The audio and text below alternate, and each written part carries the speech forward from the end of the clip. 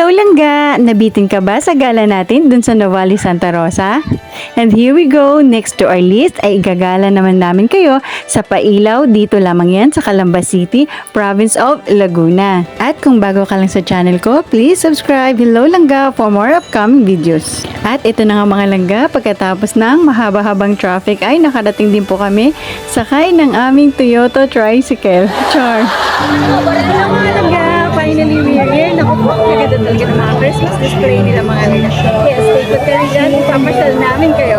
At ito na nga, sa bungad pa lang ay makikita mo na kaagad ang kanilang Patanil Lights Effect mga langga at may malaking star pa sa gitna.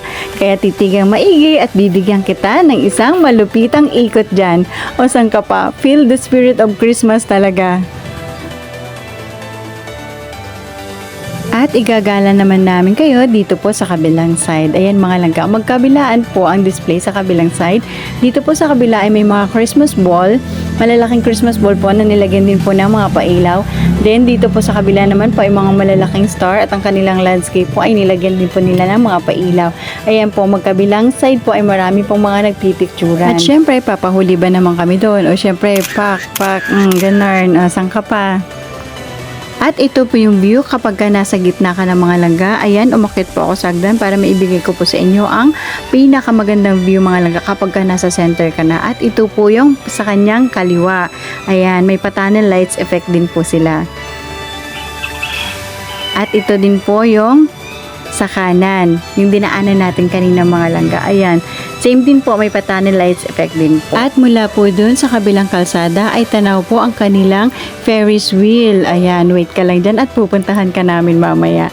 At ito po yung kanilang giant Christmas tree. Ayan mga langga, more on blue po sila.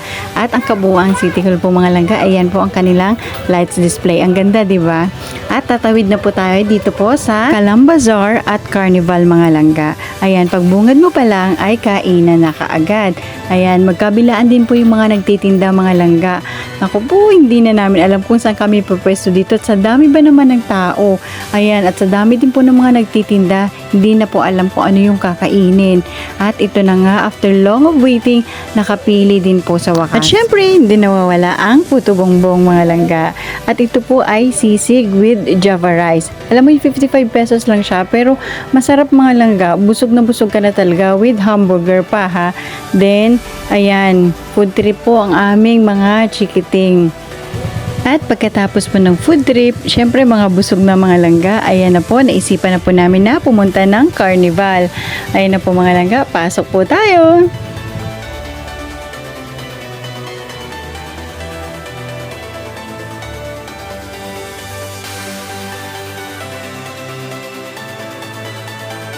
At itong aming mga kuya ay nag-enjoy talaga sa kanilang papelet gun. Ayan, at itong si ate sa kanilang pa-dart balloon.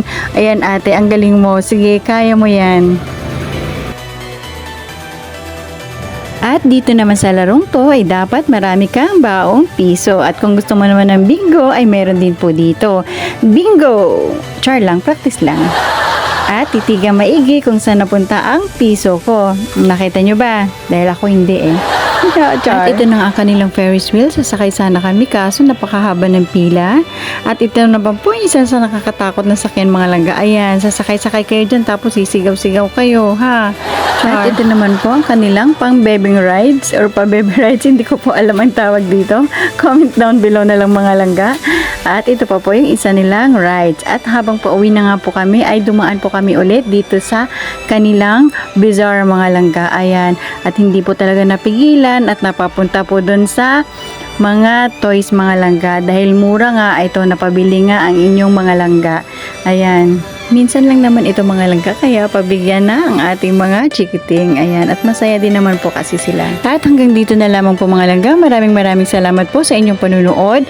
Hanggang sa muli, see you on our next gala. Have a blessed day everyone!